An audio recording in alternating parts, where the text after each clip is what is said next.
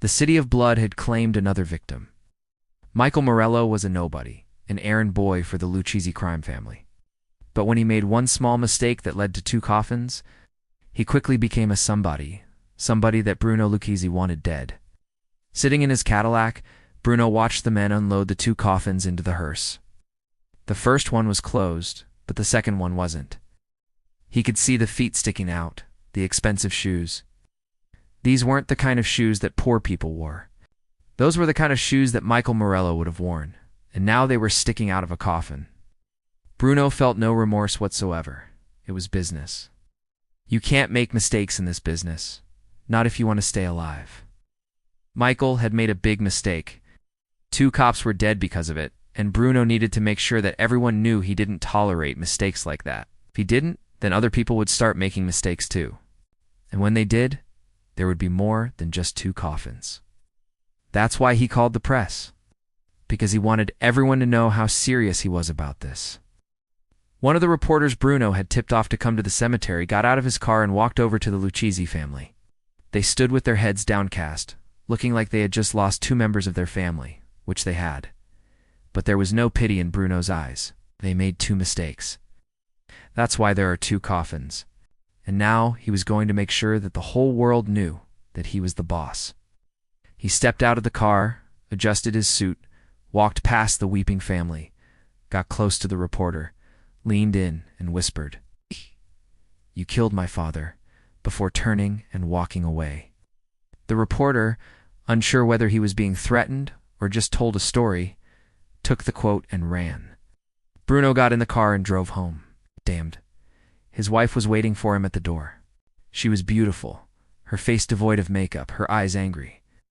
"What did you do?" she asked, knowing full well what he had done, but needing to hear it from him anyway. "I took care of the situation," Bruno said, kissing her on the cheek. She slapped him hard across the face. He didn't flinch. Instead, he cupped her cheek, looked into her eyes, and said, "I'm sorry." He meant it. He was sorry that she had to live with him. At the police station, Captain Harry Callahan sat in his office reading the newspaper. On the front page was a picture of him shaking hands with Mayor Moscone after the arrest of Bruno Lucchese. Now it was gone, replaced by a headline that read, "Lucchese family hits back." Below it, a picture of the 2 coffins in the cemetery. Underneath that, a quote from Bruno Lucchese, the only apology he was ever going to get from him. Harry walked over to his desk, picked up the phone, and dialed a number. When the call was picked up, he said, "Get me a cup of coffee, would you? Black, and bring it up to my office." Then he hung up the phone, turned around, and saw 2 men standing in his doorway. They were detectives from Internal Affairs. "Callahan," one of them said, "we need to ask you some questions about the Lucchese case." Harry just looked at them, surprised that they had come to him instead of going through the chief of police. "Sure," he said. "What do you want to know?" They asked him about the deal that he had made with Bruno, about how he let him go without charging him with anything. Harry just smiled. "That's none of your business," he said. "I'll answer any questions you have about my investigation, but not about my deal with Lucchese." The 2 men exchanged glances. This was going to be harder than they thought. "Tell me something, Callahan." One of them asked, "Do you know who the 2 victims were?"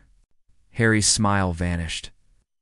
"Of course I know who they were," he said, his voice dangerously low. "One of them was my partner. The other one was my best friend." One of the men stepped back. They hadn't known that. They'd assumed it was just a bunch of mobsters that had died. "Why didn't you tell us that?" one of them asked. Harry shrugged. "It's not relevant," he said. "If it was anybody else, I still would have made the same deal." "You're a damn fool," one of the men said, shaking his head. "You just made a deal with a killer. A killer who has the guts to send 2 cops to their graves and then walk away laughing. And that's why," Harry said, getting up from his seat. "That's why he's going to die." Internal Affairs didn't believe him. They thought he was bluffing. They thought that he wouldn't go against his own word, that he wouldn't break his deal with Bruno. But Harry Callahan didn't make deals with killers. He made deals with informants. Bruno wasn't an informant. Bruno was a killer. Killers could be killed. Informants couldn't. Breaking his deal with Bruno was not a problem. In fact, it was a great solution. Bruno was going to testify against him, so Harry needed to take care of that problem soon. He left the 2 men standing in his office and went to his desk. There was a file with Bruno's name on it. He opened it up, pulled out a picture of Bruno, and put it in his wallet. He had a good face. Bruno did. A face that would look good on a dead guy. Harry left the office and headed out to his car. He had to go to the medical examiner and get the autopsy reports from the 2 dead cops. Then he had to pay them a visit.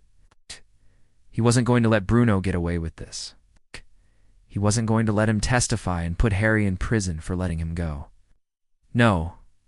Harry was going to kill him. When he did, it was going to be personal. He got in his car and drove to the morgue. On the way there, he passed by a bar. He slowed down, looked at it, then parked his car across the street. Maybe he should stop in for a drink, maybe talk to some people, see if they knew where Bruno was living now. But no, he shook his head. Bruno was going to die. Harry wasn't going to waste time drinking beer and playing pool. He had work to do. He walked into the morgue, went up to the desk and asked for the files. The man behind the desk looked at him, then reached under the counter and pulled them out. Harry took the files, looked at the man and said, "Thanks," before turning and walking out. He got in his car and drove off. He had the names and addresses of the 2 families whose children had been killed by Bruno. Harry stopped the car in front of the house and got out. He walked up to the door, knocked on it, and waited. When the door opened, he flashed his badge. "I'm with Homicide," he said. "Is this where Michael Morello lives?" The man looked at him, then nodded his head. "Yeah, he lives here," he said. "Who wants to know?" "The police," Harry said. "Can I come in?" The man hesitated, then stepped aside and let him in. Harry walked through the house and out into the backyard. There was a shed out back. Harry walked over to it, looked inside, and saw a coffin. He opened the door and carried it out. Then he walked over to the car, put it in the trunk, and drove away. At the next house, the same thing happened. Harry got the coffin and put it in the trunk. He drove to the cemetery, carried the coffins out of the trunk, placed them side by side, and dug a hole. As he was digging, he thought about Bruno. He had made a mistake letting him go. But sometimes you had to make mistakes. Sometimes the only way to get ahead was to step on somebody's toes. That's what Harry was doing now. He buried the coffins, then got up and walked away. He had taken care of the situation. He'd made Bruno pay for what he had done. He'd made him pay with his life.